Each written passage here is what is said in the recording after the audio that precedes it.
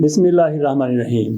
मुस्लिम league नून की तरफ से अपनी हवा बनाने की बड़ी कोशिश की गई कि हम इक़्तिदार में आ रहे हैं, मियां नवाज शरीफ साहब चौथी बार पाकिस्तान के वज़ीर आज़म होंगे, लेकिन इससे ज़्यादा मुस्लिम लीग नून की मकबूलियत में कोई इजाफ़ा नहीं हो सका, बल्कि मुस्लिम लीग नून को उम्मीदवारों की शदीद किल्लत का सामना है।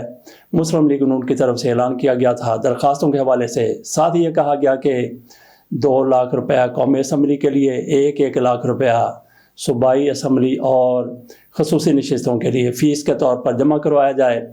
मुस्लिम लीग नून के जो उम्मीदवार बनने वाले हैं उनके पास पैसे की कोई कमी नहीं है, लाखों करोड़ों रुपया खर्च कर सकते हैं, लेकिन मुस्लिम लीग नून का उम्मीदवार बनने के लिए बहुत से लोग तैयार नहीं हैं। मुस्लिम लीग नून को शदीद उम्मीदवारों की किल्लत का सामना है।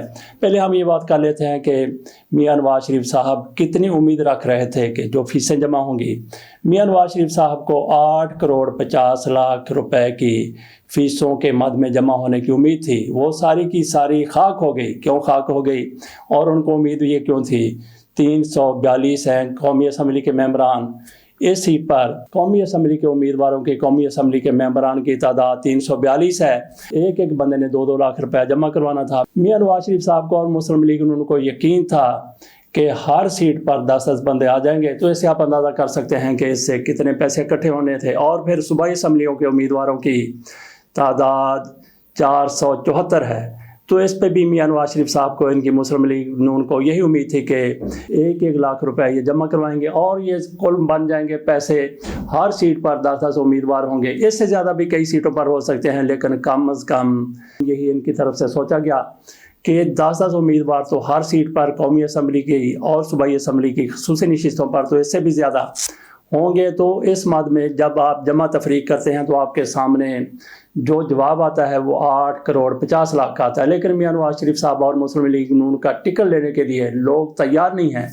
क्यों तैयार नहीं है? एक तो ये इनकी पैसे जमा करने की उम्मीद पूरी नहीं हुई, दूसरा ये है कि ये कैसे पता चला कि उम्मीदवारों की किल्लत है। वैसे पता चला कि इनकी तरफ से पहले जो भी ऐलान किया गया था दरख्वास्त जमा करवाने का, शायद 10-12 नवंबर की तारीख दी गई थी, उसमें इजाफा कर दिया गया है 20 नवंबर तक। अगर इनके उम्मीदवार पूरे हो जाते तो 20 नवंबर तक जाने की क्या ज़रूरत। और फिर जब मुस्लिम लीग नून को ये अंदाज़ा हुआ कि हमारी मकबूलियत कहाँ हमने पहुँचा दी थी तसव्वुराती तौर पर, और वो है कहाँ पे, इसका अंदाज़ा होता है सर्वे से। एक तो मुस्लिम लीग नून की तरफ से खुद सर्वे करवाया गया था, बाकी भी कई सर्वे हुए, उनमें से एक भी ऐसा सर्वे नहीं है जिसमें मुस्लिम लीग नून हाईएस्ट पॉइंट पे हो या हाई पॉइंट पे हो या कोई दरमियाने पॉइंट पे हो। हर सर्वे में मुस्लिम लीग नून 16%, 13% या ज़्यादा से ज़्यादा 20% पर आई है। और जो सर्वे इनकी तरफ से करवाया गया मुस्लिम लीग नून के डिजिटल ट्विटर पर करवाया गया था, उसमें भी इमरान खान की मकबूलियत 87% निकली।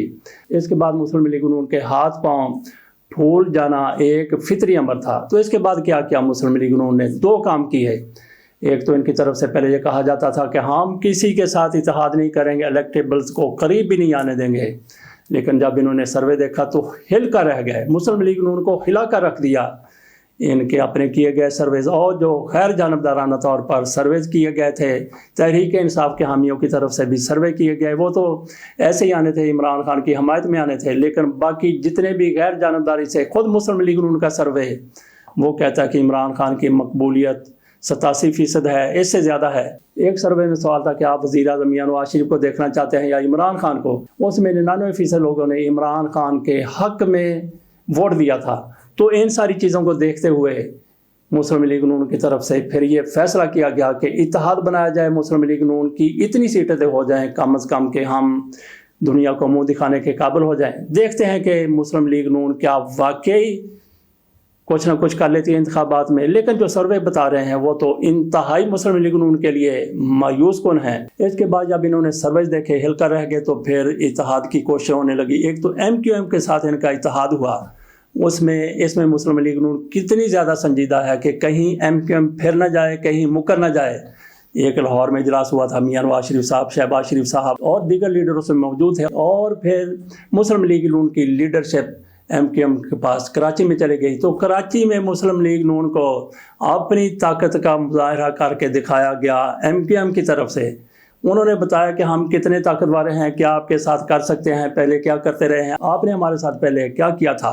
الطاف حسین کی ذرا آپ ویڈیو سن کے دیکھیں جس میں وہ کہتا ہے کہ مسلم لیگ نون کی طرف سے خصوصی طور پر میاں نواز شریف کا وہ نام لیتے ہیں کہ انہوں نے کس طرح سے ہماری پیٹھ میں چھرا گھونپا تھا۔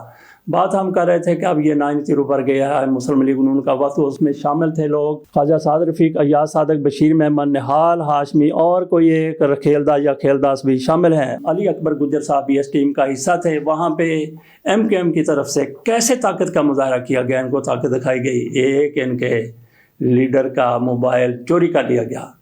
90 پر مسلم لیگ نون کے ایک لیڈر کا موبائل نکال لیا گیا، چوری کر لیا گیا۔ تو MKM نے بتا دیا کہ ہم کتنے طاقتور ہیں، آپ کے ساتھ کیا کر سکتے، آپ کی جیب سے ہم موبائل نکال سکتے ہیں۔ تو یہ MKM کی طرف سے اپنی طاقت کا مظاہرہ مسلم لیگ نون کے سامنے کیا گیا۔ اور بات ہم کر رہے تھے کہ کس طرح سے پھر مسلم لیگ نون کے ہاتھ پاؤں پھول جب اس کی طرف سے یہ دیکھا گیا کہ امیدوار اتنے نہیں ہیں جتنے ہونے چاہیے تھے، اور ساتھ ساتھ پھر سرویز بھی آ گئے۔ ایک تو MKM کے ساتھ ان کا اتحاد ہوا، دوسرا یہی وفد جو کراچی میں گیا تھا MKM سے ملاقات کرنے کے لیے، وہ انس نورانی صاحب سے بھی ملتا ہے۔ انس نورانی صاحب شاہ نورانی صاحب کے بیٹے ہیں، جمعیت العلماء پاکستان کی جو بچی کھچی رہ گئی ہے اس کی نمائندگی کرتے ہیں، اس کی سربراہی کرتے ہیں۔